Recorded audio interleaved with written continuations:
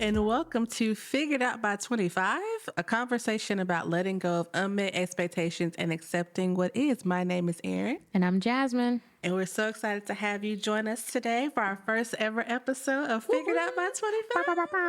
Boom, boom, boom, boom. Booyaka, booyaka, booyaka, booyaka. Okay. I'm hype, y'all. Okay. All right. So this episode is just going to be us talking about who we are, just introducing you to your podcasters on this journey as you go along with us. So we just have some different questions that we're going to be asking each other. But before that, we're going to just introduce ourselves a little bit briefly. I'll let my lovely co-host go first. So tell us a little bit about yourself, Jazmin. Okay. I'm Jazmin. Hi, Jazmin. Hi, Jazmin. I am not 25. I'm past 25. I am married, still considered a newlywed, I guess. Yes, when do you stop being a newlywed? You probably stop being a newlywed, I would say in year 3. Okay. Because it's like, yeah, we just married. Okay. Well, I've made it through year 1. Woo, woo. Trying to make it Pew, through pew, year pew, 2. pew. What else should I say about myself? What do you do for a living? I am a program coordinator at a nonprofit. I have always worked in the nonprofit sector because I have always loved helping individuals. And what's really near and dear to my heart is meeting people where they are and helping them get to where they want to be based on currently where they are. I think a lot of the times we look at the finish line first and not the starting point. So I feel like that's very, very important for us to focus on that. I have a master's degree in nonprofit management, actually. That's how much I love that type of work. Nonprofit management. Hobbies include, I'm a crocheter. I always tell everybody that I'm not great at my hobbies, but I do love to do them. So I crochet. And I also do aerial gymnastics. So I hang from ceilings on fabric. Hopefully I'll be able to get Arin up in the air one day. Arin don't belong in the air. Arin won't know until she tries. Do you have any pets? I do. I have a hamster named Sushi. Oh, she's a guinea pig. Oh, that's right. She is a guinea pig. See, because everybody keeps saying hamster, so now I say hamster. She's a guinea pig, actually. What's the terminology? She's a guinea pig. I have a guinea pig named Sushi. We did not name her Sushi. She came with that name. The way it was told to me was that there was a woman who was getting a divorce, and so wherever she was moving to, she couldn't take the guinea pig with her. Oh.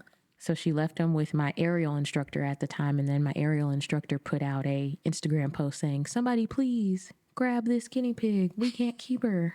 Because they already had like 4 cats and 3 dogs, and they had a lot of them. So I texted my husband. He was my fiance at the time, and I said, "Hey, I know we're about to get married. We got a guinea pig. You want to get a pet?" And he said, "My answer is yes." So we've had Sushi for as long as we've been married. Yeah. You know, a pet is a real test in your marriage. They are, especially, well, we have a dog, so I was going to say, I feel like a dog is more of a test because my guinea pig just sits in a cage. I pull her out when I want to play with her. But she's always cheep, cheep, cheep, cheep, she for is. food. She's very loud. Yes. She sounds like a bird. Mm-hmm. I'm like, birds are loud at your house, and you're like, nope, that's Sushi. Mm-hmm. Mm-hmm. Well, anything else we know about you? No. Okay, cool. I'm Arin. So a little bit about me. Like I said, I do have a pet. Her name is Chloe. She is a little Chiweenie, my little baby.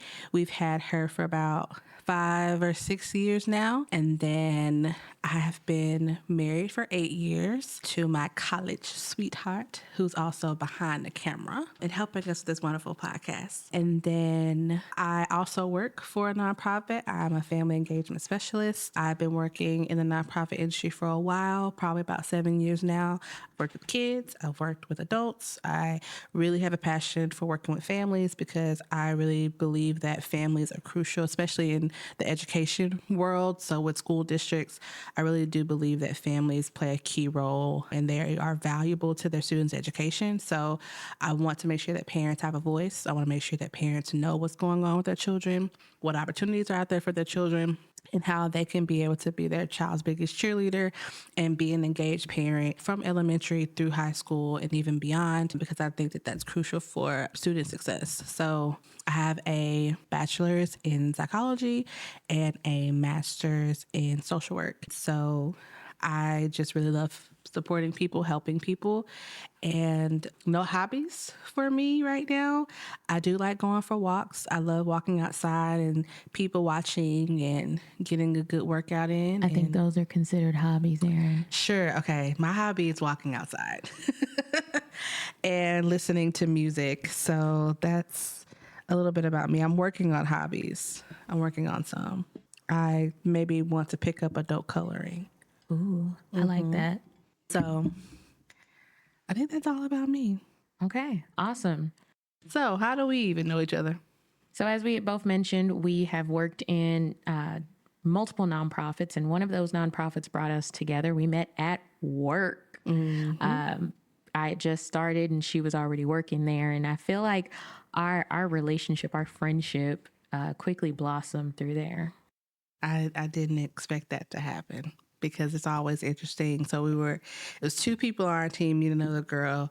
And so it's always interesting when you bring in a third, because you never know like where the third person like is going to gravitate, or if there's going to be conflict because it's a third person. It's always weird. So I really thought that I was like, what if she gravitates to the other girl and like doesn't like me? Or maybe like, what if we like each other and we don't like the other girl? Like, I didn't know what was going to happen, but it didn't happen like that. We were actually all pretty close friends. We're even still now to this day. So yeah, that three friendship worked out actually. Yeah, and for me, I had just come from a toxic work environment, and so I had put up these like really big boundaries of I'm not going to talk to anybody, I'm not going to befriend anybody. It's whatever. But you know, God works in mysterious ways, and He knows the people that He needs to bring into your life in these certain moments. And as someone who was just about to walk down that aisle and say my I do's to meet with somebody who's been married to their college sweetheart, it was really good, because now I'm like,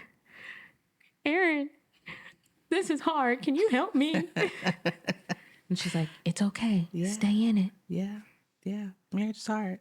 But, you know, you just need people. It takes a community. Like, I think they always say it takes a village to raise a child. I think it just takes a community to be married, because a lot of things, which we're going to probably talk about on this podcast, is we don't see, a lot of us haven't seen examples of marriage or like good marriages. So, and then when you're in it, you've never been married before. Most of the time you've never been married before, or you may have been married before and you went through that. So I think it really just is important to have people around you supporting you and encouraging you and having examples, right? Like having examples of other people that are going through it, and to ultimately feel like you're not alone, which is my big thing, is nobody should feel alone. Nobody should feel alone. So, and I don't think I was looking for friends at that place. I think I was just like, this is hard. This job is hard. This company is hard.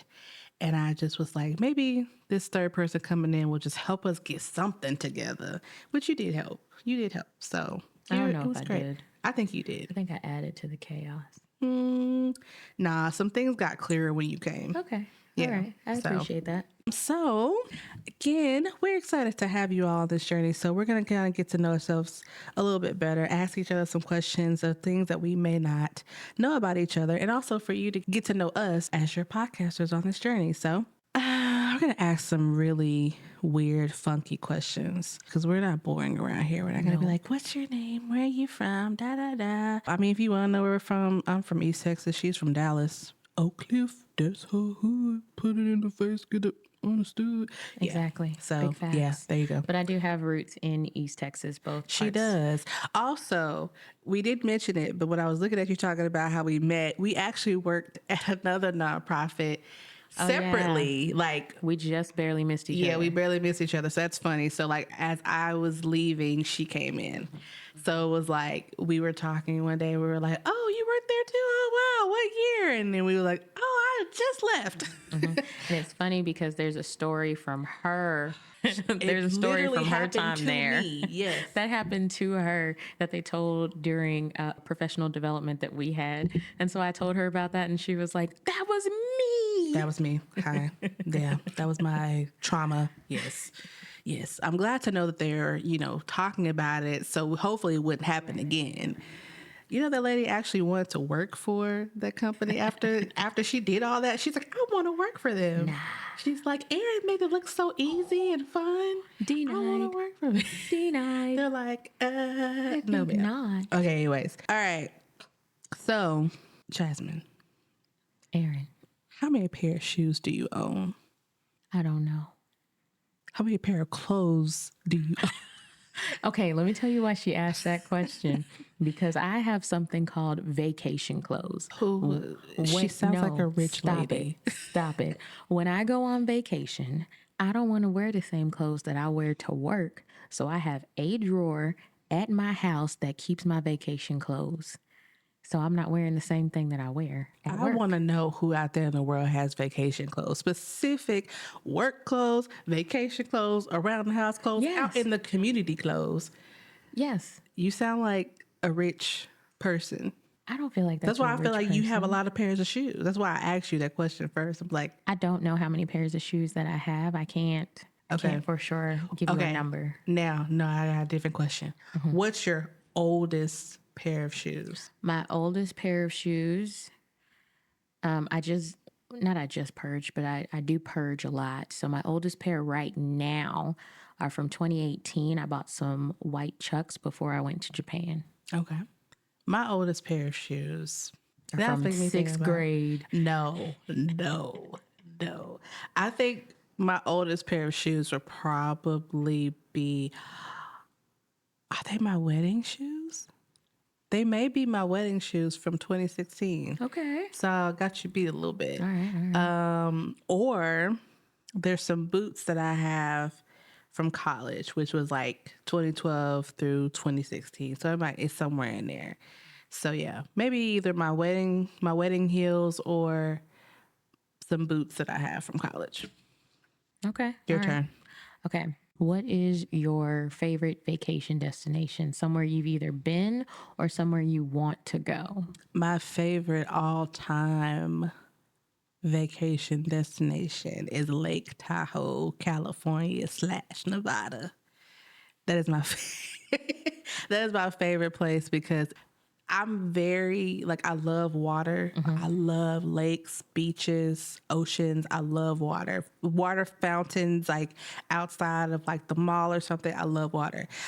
So Lake Tahoe, and I'm all about scenery too. So like Lake Tahoe has like it's literally like forest / beach / mountains. And it's like all in one. It makes me think about like 3 different seasons in one location, and it's absolutely beautiful. Whether you go to the Nevada side or you go to the California side, it's beautiful, really green out there. The water is like, oh, like there's like the freshest water I ever had in my life, even though I drank from a waterfall, which I did not want to do, but the lady pressured us to do it. But it was actually a really great thing that we did. And then we went kayaking in the lake, and it was blue, clear water. It was great. It wasn't salty. So it was like spring, what is it called? Like fresh lake water. So yeah, that is my favorite place. What about you? For me, I think it was probably You've been a lot of places. they all have they have a lot of great things about them. So it's really hard for me to pick one. But I think for the sake of this podcast, I will say when I went to Puerto Rico, because that was the first time that I did something adventurous. I hiked a waterfall barefoot. Oh, oh, It had just rained, so it was easier. The guide said it was easier to hike barefoot so that your toes can grip the mud versus trying to hike it in your did your sneakers. toes grip the mud? My toes sure did. Oh, okay. Sure did. But it was wonderful. I did it with my aunt. And so my aunt hasn't really been on many vacations. So that was also exciting as well. You know, a lot of people from, not going to say everybody, but a lot of people from East Texas, they stay in East Texas. That's true. They are there and they're going to stay there. They build families there and that's it. Yep. So it's very exciting to be able to share that experience with her. So I'll say that was one of my favorite vacations. Okay. That's where my husband wants to go. He wants to go to Puerto Rico. We'll You see what happens. guys should definitely go. You don't need a passport. That's what he keeps saying too. You don't need a passport to go. We can go. It's very true. Because the only person in this room without one. You know what? All right. Give me a deep one. Let's get deep. We talked about being vulnerable on here, so We let's just did. dive into it. We did. Ooh. Give me something deep. Give me something that's gonna make me sniffle a little bit. Ah. I passed one earlier, which I was like, oh, we're not doing that. We're not doing that one. What is the most important thing in life for you? Most important thing in life for me would have to be service. One of the things that I have a kind of like a personal mantra. I know everybody doesn't do it, but I have like a personal like statement for myself. So it says love God, serve people, change lives. So through my love for Christ and the love that he has for me, I serve others. Where it comes to where we talked about it earlier about meeting people where they are and helping them to that finish line. Only if they want to, because it gets a little sticky if you're trying to help them and they don't want to help themselves. And ultimately reaching that finish line, then you're able to change those lives. Okay. Y'all, Jazmin, I keep telling Jazmin she should open her own nonprofit. She would work really well with reentry individuals because she believes in giving people a second chance. She gives people a lot of grace and she's always mindful of people's stories and tries to get people to take their stories into consideration and not prejudge them and things. So yeah, she should definitely. Your mantra sounds like a nonprofit organization's like tagline. It could be, but one of the things that I've always thought about is in this world, you have leaders, you have leadership, and then you have those that kind of help those leaders realize that vision. And so for me, I find myself being the type of person that wants to listen to what a leader has to say, what it is they want to do, and then helping them realize that mission versus me being on the forefront of being a CEO or an executive director of something. And I know that always maybe disappoints someone. That could be something we could talk about in this podcast here, career expectations. I feel like when I got my master's degree, my family was like, okay, so are you going to go get your doctorate? And I was like, I don't have a need for that. I'm okay. And they were like, you don't want to be Dr. Jazmin Morgan Bay, bruh. Right? Right? I got the same questions too. And I was like, no, I don't. I really don't. And it's okay. Yeah. Okay. So, your question that I'm going to pose to you is which of your parents do you resemble? And I'll add to that, why? I resemble my mother the most because I think she's the Virgin Mary. Okay. So I feel like I look like my mom. Like our feet look alike. That's so weird. I know. I was like looking at our feet one time as we were barefoot in the house, and I was like, "Huh, our feet look alike." That's such an interesting thing to notice. So I look a lot like my mom. I'm just lighter than my mom. Okay. That's it. Yeah. I swear she is a Virgin Mary. Or people say I look like my aunt, which is not my parent, but she thinks she's my parent. I mean, she wants to She's be part my of that parent. village. Yeah, I mean, yeah, she is. I actually got a lot of pictures from her recently. Like she was blowing my phone up with pictures of me as a child. I'll show you later. But That's so yeah, cute. she was literally blowing my phone up with pictures, and I'm like, don't remember this, don't recall this. Who is that sitting next to me? Like, just so yeah, she was a little obsessed with me. But yeah, so my mom or my aunt. I love that. For me, physically, people say that I go between a mix of my mom and my dad. Like they say I'm a perfect mixture of the two of them. So it's like depends on who you stand next to. Well, no, I think it depends on my attitude at that point. When I get really upset and angry, that's my father. That's James.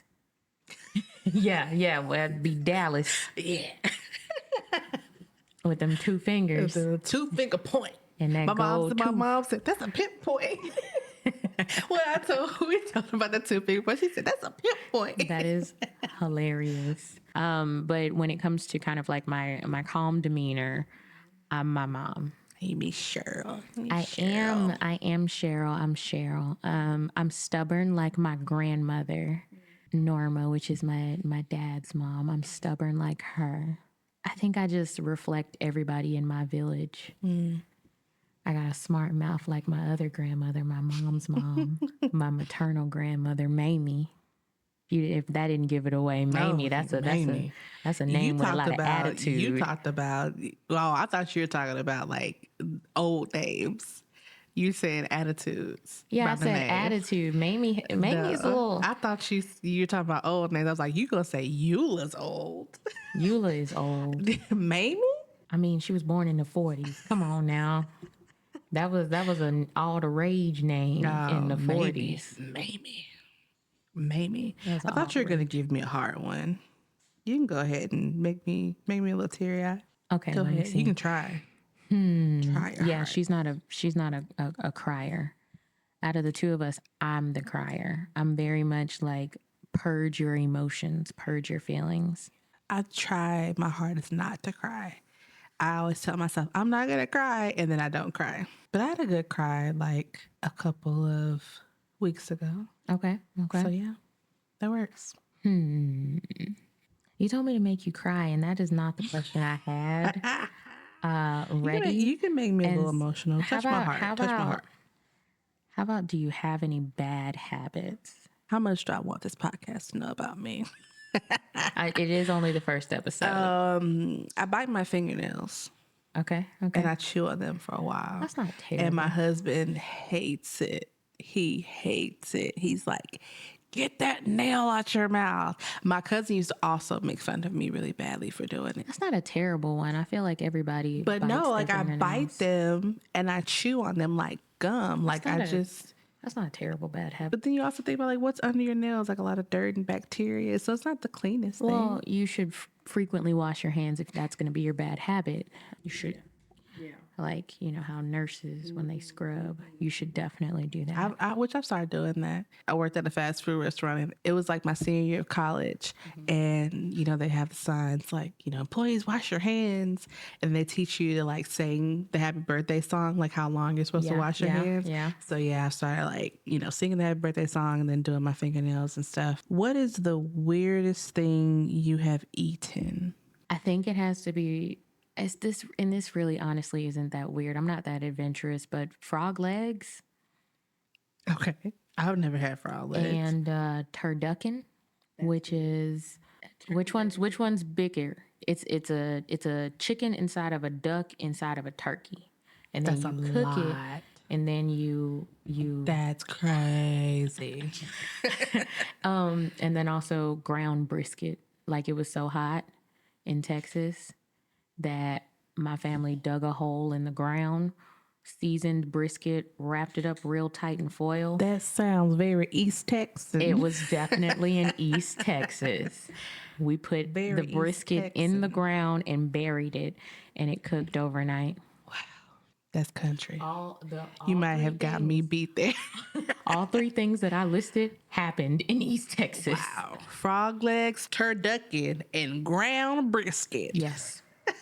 I sound like that guy. He's like a Christian content creator, and he's like a light skinned guy. He has pretty eyes, but he like talks very weird like this. He's funny. I'm gonna show you later.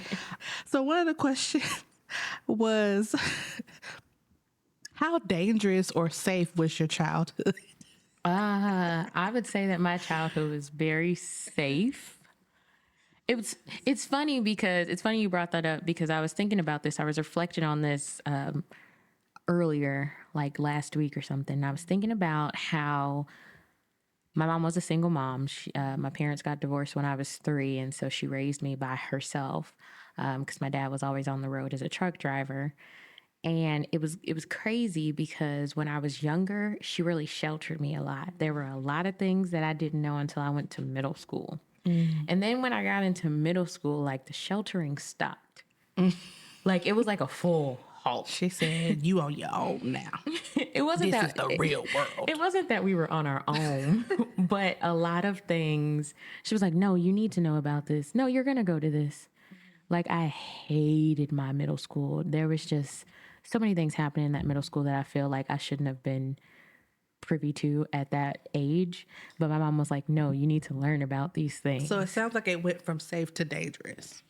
Yeah, I would say so. Yeah. And I was in a you gang. being from Oak Cliff. I was in the middle of a gang war, bruh. I was in I was in 8th grade and there was a gang war at school. Like, That listen. sounds pretty dangerous. And so to this day, my mom and I will always agree to disagree. She felt like, but did you die? Whoa.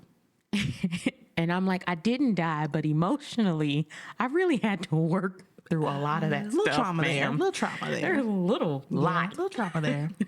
A lot of trauma there, ma'am. Yeah. Like, you could have taken me out of this middle school when I expressed to you that I hated this school. And it is funny because your mom was a counselor, a school counselor. She was just like, oh, no, you'll be all right. But that's another thing. You know, they talk about how doctors are the worst patients. My mom, as a school counselor, yes, she was working with everybody else's problems, everyone, you know, all the kids' problems. But when she came home, there was only a little bit left for me. Gotcha. Because she spent all day being that emotional Gotcha. person for everybody else. So when she came home and she worked with middle school kids, so now to come home to a middle schooler, she's like, I don't have the capacity. Gotcha. I don't have the capacity for it. So I want to answer this question. Yeah. Similar to you, single mom, sheltered as well. My mom she had just some challenges in her upbringing. So she had really big on like my children would not go through what I went through. So sheltered us, me and my sister. But I will say I made my life dangerous because I was on the websites. I was on the websites. I was on the, I don't know if you remember, you're young. She's a baby, y'all. She's a baby. I'm 3 years younger than you. I'm 30. So I'm 27. She's 27. I'm 30. 3 But she's years a younger baby. than you, Arin. She's a baby. But do you remember Urban Chat? Yes. Were you old enough for Urban Chat? I remember Urban Chat. Okay, Yes. so it's funny because I saw a video that was like, this girl was like, I'm literally putting myself out here to be kidnapped. And she was like on one of those sites and she was like, anybody in Detroit, come hit me up or like something. So yeah, I was on, yeah. You were that girl? Yeah. I called people long distance, all the things. You was running up that bill. Yeah. I got in trouble one time for running up the bill. So yeah, I put myself in danger. I had a guy come over one time. He was down the street from my house. And I was like, oh, I live right up the street. Come on. Come on over. You lying. So yeah, I'm not lying. And I got caught too. I was babysitting. Right. I'm babysitting some kids and Serves you right. So yeah, I put myself out there. I did some dangerous things being a shelter child. I don't know why I did. I think I just wanted attention. Having getting a little deep, having daddy issues. I just wanted attention. So it was like, hey, there's guys on this website. Let's go. Don't know how old they are. And they were showing some things. They were showing some things on those websites that kids my age should not been seeing. So yeah, got exposed to. So I exposed myself to the dangers of the world. Yeah. And yeah, my mom was like, "Oh my God, you need counseling." When I finally told her everything, she goes, "Why didn't you tell me before? You need counseling." And I'm like, "This is why I didn't tell you." But I'm okay now. We're getting to the end of the episode, which is kind of sad. Yeah, we are. So we'll end this way. What's one thing you're looking forward to on going on this journey? I think I'm looking forward to continuing to have this open conversation, the same way that we've been able to open up just in this first episode. I'm excited about that, and I'm excited to hear the feedback from everybody who listens. Yeah. What about you? I think for me, I'm ready to, y'all know me, like just to create the space for people to be able to, for us to be able to talk about our things, for people to be able to say, yeah, I went through that too, or well, I didn't really think about that. I didn't go through that. But, just for people to kind of hear our different perspectives, maybe compare to their lives and just kind of hear from us. And again, really see and know that they're not alone in their journeys. So I'm really looking forward to our conversations and our laughs. It's funny because Jazmin and I can just get on the phone and start talking, and it's been like 3 hours past. Yeah, this is technically a phone call. And my husband's like, yes, it But like, I think we're comfortable. We got comfortable with each other pretty fast. So I think you all going to enjoy our conversations and our laughs and our random moments. Yes. But I think we're going to really have some hard conversations, like we said earlier, and just be able to really just be able to provide the space and the opportunity to kind of talk about some things that probably a lot of people go through that just don't talk about it. So I'm looking forward to that. All right. And that's the end of our show. Thanks for joining us. Bye. Bye.